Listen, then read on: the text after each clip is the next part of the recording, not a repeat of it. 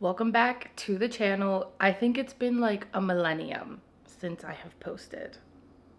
It's really only been 2 weeks, but I needed the 2 weeks. Quick catch up. Life has been lifing as a single parent, and my car decided to break down on our way back home to Rhode Island from Pennsylvania. So we got stuck in Pennsylvania. Things played out, and I ended up having to invest in a new vehicle, which was not really in the cards for me at this time, but we did what we had to. It's fine. She's outside. Her name is Midnight. And I am very much so comfortable with the decision now after I got to sit in it for a little bit because I was panicking at the beginning. I don't know if it happens to you guys, but like when I have to make an important decision, I then decide to question what the fuck I've done for like 48 hours straight. So we got past that. Midnight sitting in the parking lot. We love her. I do desperately miss Bubba. That was my old car, Jeep Patriot. He was my first car, paid off, saw me through motherhood, saw me through like so many different life changes, honestly. And I do miss him. I do miss him, but it's okay.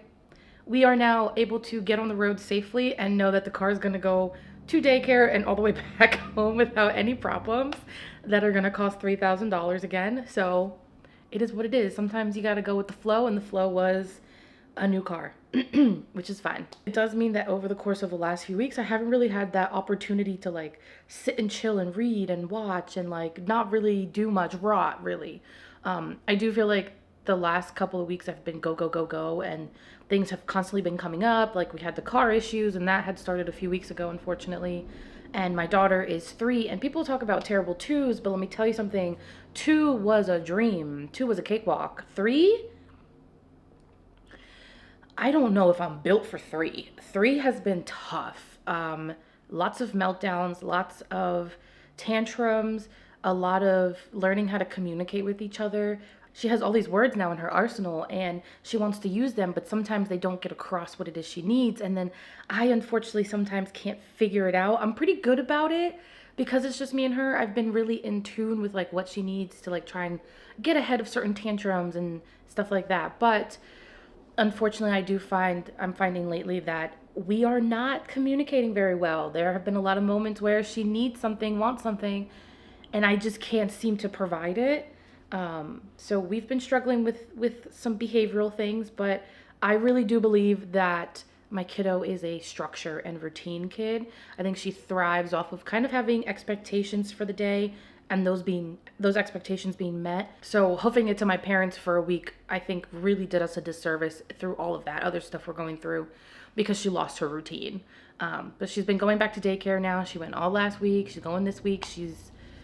Things are a lot more manageable. We're still working some kinks out, and it's all part of having kids, and your kids have to like figure out how to be humans. Like I think people look at kids and they get frustrated with them when they can't do or say or whatever, like they don't do what we want them to, but it's like, yo, your kid has to figure out how to be a human. Like everybody's just like throwing things at them and they have to like figure out how to understand them, how to apply them, manipulate them, interpret them. It's like there's bound to be hiccups. There's bound to be moments where like she's melting down, I'm melting down, ain't nobody around to help us out. So we're both just freaking out at the same time. And I think that that's okay. I think it's okay and it's natural. And I feel good about the direction that things are going for us. It's hard, especially being on my own, so far from family. It is difficult, but I have faith in that things will work out the way they need to, and I just have to like stick it out and be there for her. I have to be there for her because at the end of the day, I am the adult and I have a little bit of a better grasp on what's going on around us. So it's my job to provide support for her and let her know like, hey, I'm here for you to lean on, and I know I have no idea what it is you're asking me for, but just believe that as soon as we figure it out, I will find a way to get my hands on that thing for you. Just don't hurt yourself, don't hurt others. We can't be mean just because we're upset. That's something really, really important I want to teach my kid because you can't. I'm somebody who didn't have the most fun upbringing when it came to like other kids and how they treated me. And as an adult, I find that things haven't really changed too much, to be honest. So it's really important for my kid to grow up knowing like you can be upset, you can feel your feels, you go through it, girl. You got to go through it to get onto the other side, but you are not allowed to be rude to others. You're not allowed to be mean to others, hurtful. You cannot cause harm to yourself or others because you're upset. That means we're not processing things in a healthy way, you know? And that's my biggest take on being a parent is how do I teach my kid how to regulate herself in a healthy way, in a productive manner? Because at the end of the day, like, she's not gonna learn that anywhere else. Like, if we're being so honest, from what I've seen around, like other kids around me, she's not gonna learn that at school. So I've got to start building that up for her so that, you know, like we can figure it out in the end. But ultimately, after I've talked about my kid for 20 minutes at this point, no, it's only been like 4 minutes. We've been going through some stuff. That's all I was trying to say. We've been going through some stuff.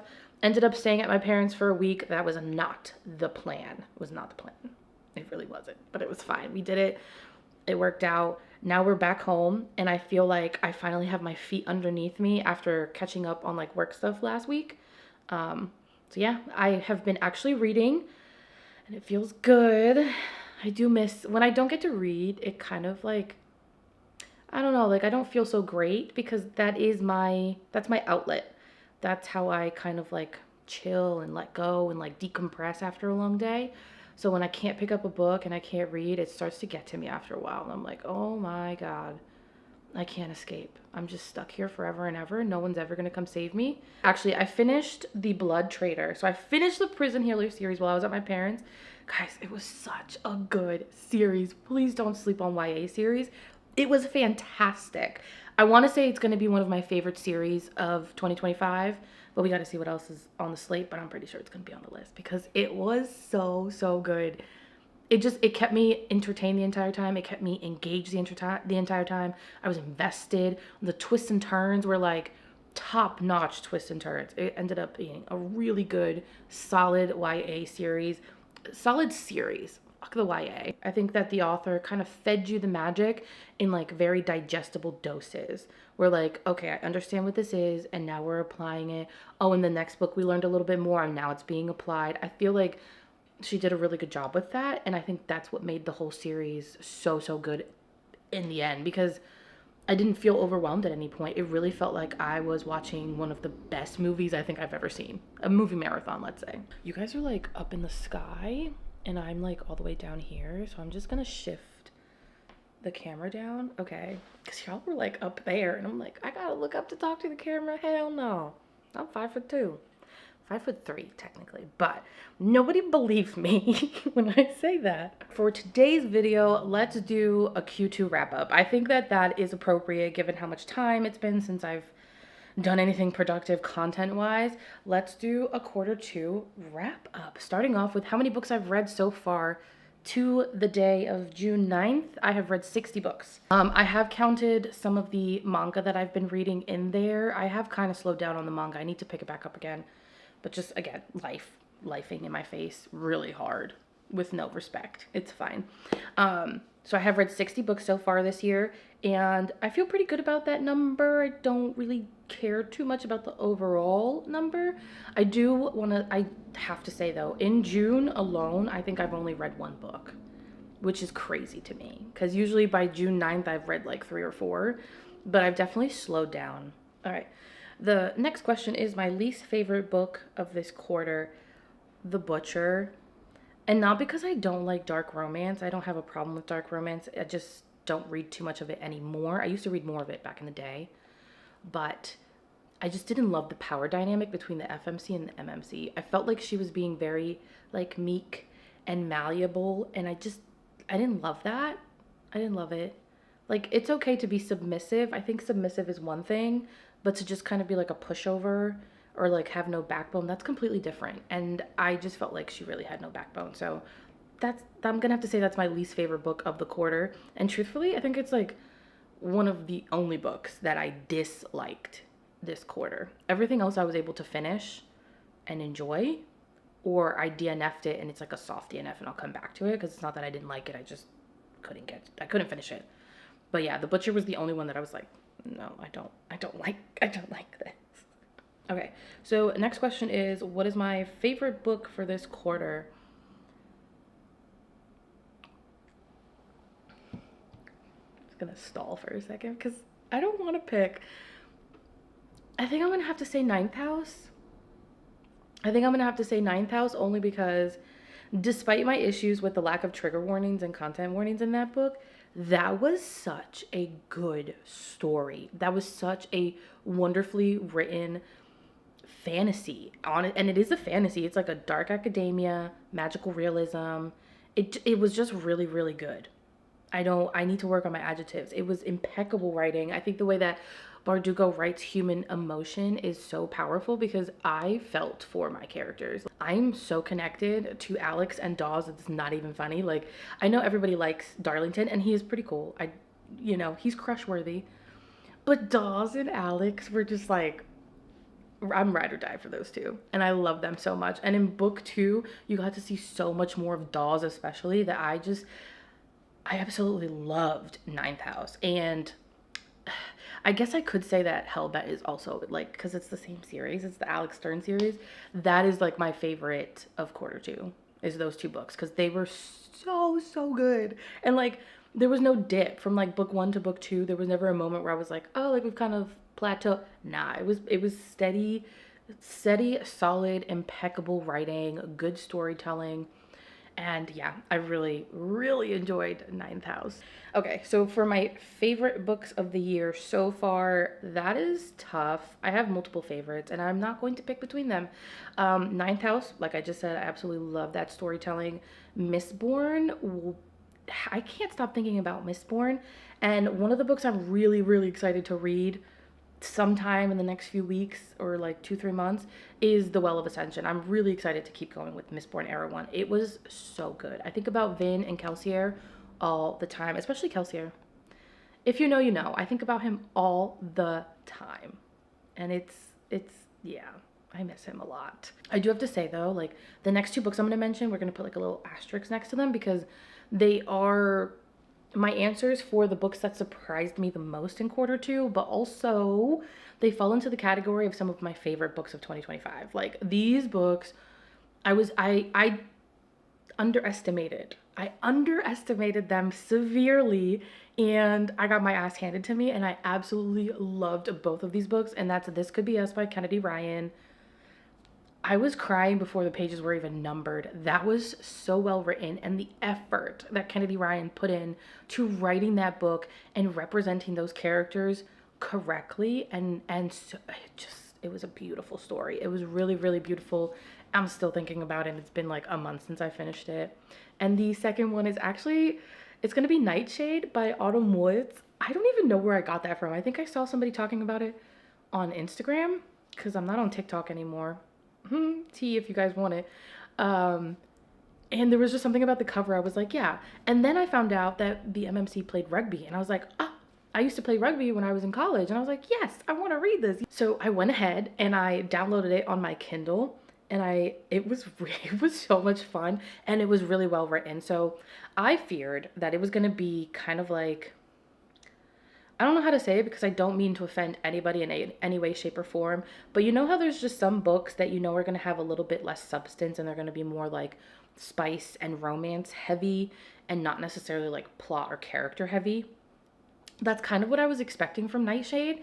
And I was so surprised to find out that Ophelia and Alex are some of my they were fantastic. I absolutely love them.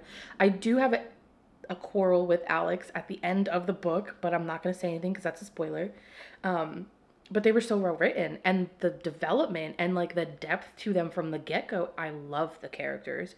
And the story itself was actually really good too.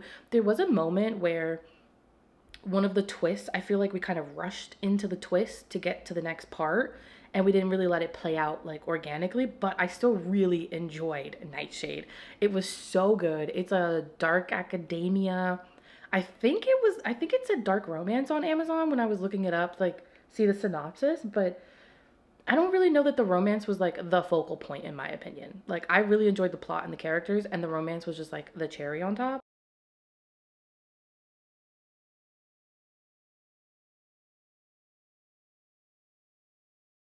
It was so well written, and I'm like stalking the author's page to figure out when the next one's coming out because I need to get my hands on the next one. So yeah, Those two books, This Could Be Us and Nightshade, technically are the books that surprised me the most in quarter two, but they also apply to some of my favorite reads of the year so far. So yeah, I cheated and that's fine. Okay.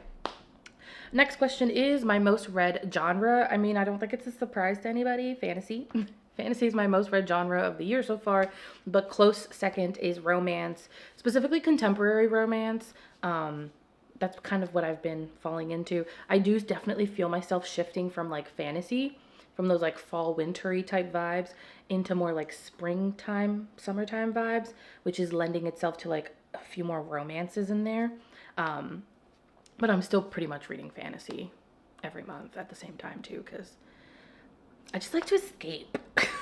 I don't want to be here. It's really ghetto sometimes. This is, I think, the question I'm like most excited for, and I don't know why. I'm so corny. I didn't do it for Q1, but I really wanted to do it for Q2, like moving forward. And it's going to be the books I'm the most excited to get to in quarter three. And I'm really excited for these books. Okay, so hold on. All right, we have 2 stacks. So we're going to go through the first stack first. I'm not going to go into detail about them because I don't know anything about them at this point, except for this first one. But these are the books that I'm like really excited to get to in the next like couple of months before Q3 ends. And I'm like salivating trying to figure out when I'm going to read them and if I can read them all at the same time. That's how excited I am. First one is Bloodmarked. I read Legendborn and I really liked it. I thought it was a lot of fun. I didn't love Bree. I felt it was really hard for me to connect to her, but I loved the side characters, and I feel like they gave me an in to Bree to like understanding her a little bit more. So I'm excited to see more of Bree in Bloodmarked. I think that in this book, I am going to develop that connection to her. So I'm really excited to see where Bree goes in Bloodmarked. I'm going to be buddy reading this with Sheldina. I think we buddy read like 1 or 2 books a month. And then I also have Love and Other Words by Christina Lauren. This is going to be one of my next romance books, I think, because I think it's a romance, right? I don't know. I don't really know too much about it, but I'm excited to read it because I've heard really, really good things about it. And I've heard really good things about this like author duo, because I guess that's not one person. I guess it's 2 people, right? I should probably look into that. I might be confusing that with a different thing. But anyways, I'm really excited for Love and Other Words. I absolutely loved the Daughter of Smoke and Bone trilogy. I loved Laini Taylor's writing. It was so like whimsical and beautiful and lyrical. It was a little overly descriptive, but like in such a palatable way that I cannot wait to read Strange the Dreamer. I think I'm really going to enjoy this. My understanding is that Daughter of Smoke and Bone is definitely YA, and Strange the Dreamer, this duology, is a little bit more adult-like. So I'm really excited for this, to see like where her writing goes when she switches from YA to a more adult type writing or story. I'm super excited. This one was one of my most anticipated releases. I ran to Barnes & Nobles to grab it, The Raven Scholar, and I did start reading it just a little bit, but then I put it down because I was like, when I read The Raven Scholar, I'm going to binge it. I'm going to devote my heart and soul to this book. So this one is like on the priority list to be read. Priority TBR, there we go.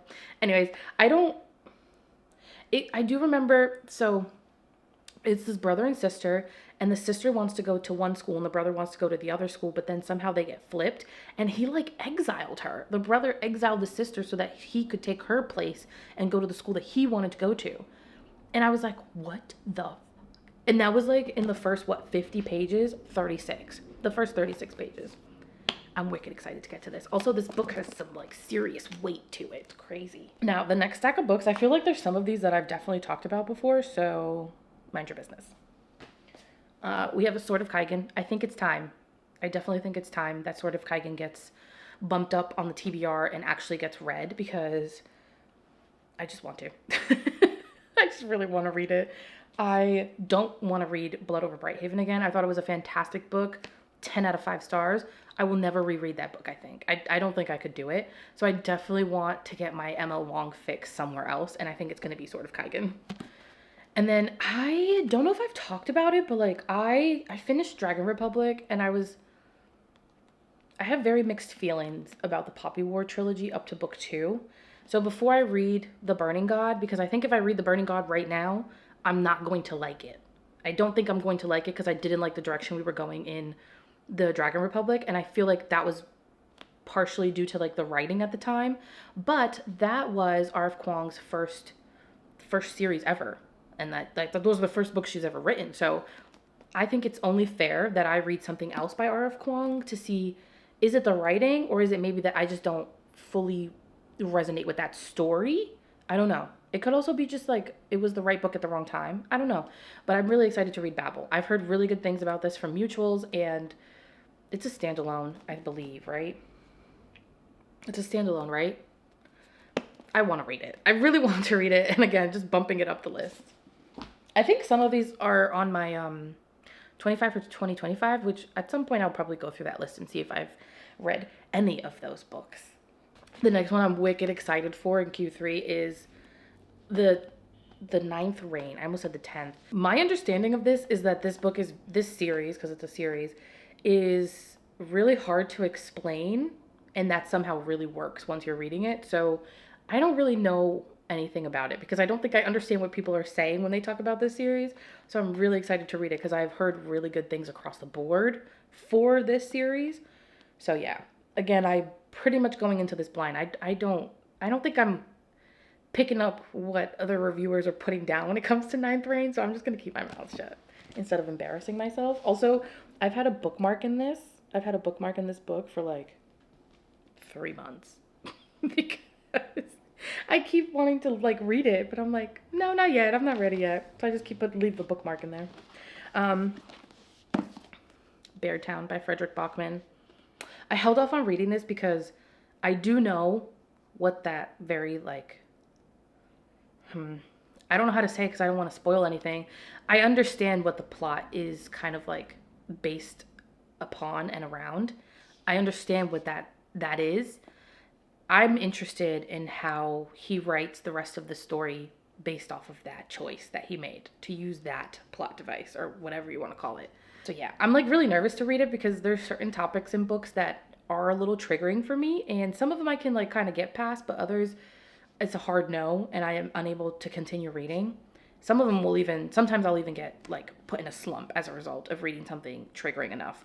So I'm a little worried, but at the same time, I've heard really good things about his writing, and I would like to give it a try. I would. I do know that it has something to do with like a hockey town, and I tend to like hockey stories, even though I don't know anything about hockey. Puck. There's a puck in hockey. I know that. So yeah, we're gonna read Beartown at some point in the next few weeks. And then just to round it out, we are going to be reading, please ignore this, I got this like months ago. This is not new. We're going to be reading The Road of Bones. My understanding is this is a Viking type fantasy. I want Vikings. I also do think I might want to pick up another John Gwynne book, but I'm not 100% sure yet because every time I go to my bookshelves, like it doesn't pop out at me. So I don't know if that means maybe I shouldn't read it yet, but I definitely want to read this one. I definitely want to read it. I've heard really good things about the series, and I think the third book is coming out this month or this summer at some point. I'm not sure if it's going to be in June, but I have book 1 and I have book 2. Again, I got them from this company a while ago. It wasn't recently. I'm not planning on supporting them any further because like, what the fuck? That's crazy. But yeah, I'm really excited to read this. Oh, the back says, let them think us lambs when truly we are wolves. Oh, and it's a girl, and there's a girl on the second book too. I hope that this is like a female character-driven story because I could use that. I could use a little bit of like feminine rage. I finished the Mindfuck series recently. Londa Myers Has My Heart. That was so good. It was also really dark and like gritty and really sad, but it was so good. It was really so good. I'm very upset to find out that author is no longer with us. It makes me angry that happened to that author. It makes me so angry. But I will say that if you haven't read the Mindfuck series and you're you're on the fence about it, it's really, really good. People say that it's not romance heavy. I do feel like the romance is pretty pivotal to the plot, but it's not the point of the entire story, for sure. I think the story's about Lana, but Logan does play a pretty important role in her story. So I think that's a valid point that should be mentioned. But it is not a dark romance. It's not a romance book. There's just like a heavy romantic subplot in the book. And that has nothing to do with what we were talking about. But that is a book that I really thoroughly enjoyed. I have a copy because Sheldina, Ride or Die, she went to a sale in Texas. So Sheldina's in Texas and I'm up in Rhode Island. And down there, because up here there's nothing, but down in Texas they have some type of like book sale that she goes to like once a month, I think she said. And she gets them for like super, super cheap. And she went on the hunt to get me the Mindfuck series so that I could read it. Like, what the hell? That just means a lot to me that you like took time out of your day to go. It just means a lot when people think of me. So I have that and I kind of want to reread it. I think I'll probably reread it next year. It won't be this year at any point. I'm doing a lot of rereads this year actually. So let's just talk because it's been a long ass time. Y'all, I got shit to say. Let's talk because I am on the reread train right now. And my first reread is The Invisible Life of Addie LaRue, and I absolutely adore this story. I love it so, so, so much. I think about Addie LaRue all the fucking time, and this is the book that convinced me that I like V.E. Schwab's writing, and I do because I read Vicious and Vengeful. I didn't even inhale when I took that one. I don't know why I started to say that. That's crazy to say on the internet, Ange. My point is that I really like V.E. Schwab's writing, and it's really different from this. Like, Addie LaRue is very different from Vengeful and Vicious, but I like it. I like the way she writes her stories, no matter how she writes them. I cannot wait to read Bury Our Souls in the Midnight Soil. Is that what it's called? It's the vampire one that she has coming out. I got that one, and I'm really, really excited to read that. Once I actually receive it, because it's pre-ordered. It doesn't come out yet, sorry. I got excited. But anyways, I'm rereading this, and I do plan on rereading The Wall of Winnipeg and Me this summer too. I read it last summer. Absolutely loved it. It's my favorite contemporary romance of all time ever. Ever. So I do plan on rereading it this summer. And I also want to read The Things We Water by Mariana Zapata because I like her writing. I think that The Things We Water, though, is like a fantasy. If I'm not mistaken, I when I was reading the synopsis, I got the impression that there's like a little bit of a fantastical element in there. So I'm really intrigued because as far as I know, she's only ever written like romance, like contemporary romance. So yeah, I'm really excited to read that. And I have it on my Kindle. I don't know where she is, but I have it on my Kindle to read whenever I'm ready. So yeah, those are just two of the books that I plan on rereading. I don't know. I do think I want to reread Ninth House and Hellbent this fall, even though I just finished them like a few days ago. I do think I want to reread it this fall, only because I really enjoyed the story and I felt like there were a lot of layers to everybody, like all the characters and all of the things that were occurring. And I definitely feel like there's a few things that maybe I didn't pick up on because I was trying to grasp everything else, like the bigger things. So I think I missed some small things. And I really want to reread it. And honestly, so another one that I might reread, even though I just finished it this year, is Mistborn. I think I might reread Mistborn before I read The Well of Ascension. Only because I don't know that I remember everything from Mistborn. I don't know. Like, I started reading The Well of Ascension like a few weeks ago. I picked it up and I read like the first 20 pages and I was like, I remember the characters. I remember the main point of the first book, right? Like, I remember the main conflict. I remember the resolution. I remember the heartbreaking moments. But I think that there's like smaller details, again, like Ninth House. I think there's like smaller details that maybe I missed because when Sanderson started talking about the medals again, and he doesn't just assume that you remembered all of the medals and their purposes from the first book. He definitely gives moments where he reintroduces you to some of the magical aspects. There we go. Which I think is fantastic and I really appreciate it. I do think though that there's certain things that I maybe forgot I think I just forgot them because I read that in February and now I'm trying to read The Well of Ascension and I don't know. I think I might read Mistborn one more time because I feel like if I start a series and I just kind of like continue, even if I put like a book or two in between each book in a series just to like space them out a little bit, I think finishing the series faster means that I retain more of the information because I have to hold on to it and use it more versus I finished the book in February and then I try to read the second book in August. I didn't have to remember all of that stuff all that time. You know what I mean? I don't know if that makes sense, but I think that's something that's been helping me finish series is like, okay, maybe you can read like one or two books in between those books, but try to get to the next book in the series sooner so that I don't lose the information from previous books. And it makes it more enjoyable for me too. Like with the Prison Healer series, I started that in January, and yeah, I didn't finish it until like the end of May, June, but I feel like I had a pretty good grasp on like who the characters were and how the magic worked and where we were in the conflicts and where we were in the resolutions. Like I didn't feel like I lost too much by taking time to read the three books. I don't know why I went down that black hole. The point is I want to read series a little bit faster. With the exception of the Poppy War, because something needs to be read before I try to dive into the Burning God. I really want to like the Poppy War. I really do because I loved the first book, the Poppy War. But Dragon Republic really irked me. It really started to irk me, and I started to get aggravated with Rin, with all the characters, to be honest, actually. And yeah, I didn't like how I felt at the end of that one. So that's the only series where I feel like I do want to create a little bit more space. I don't know why I'm telling you guys this. Do you ever watch these videos and you're like, Ange, why are you still talking? And I really wish I had the answer for you, but I don't. I don't. I just like talking to you guys. Anyways.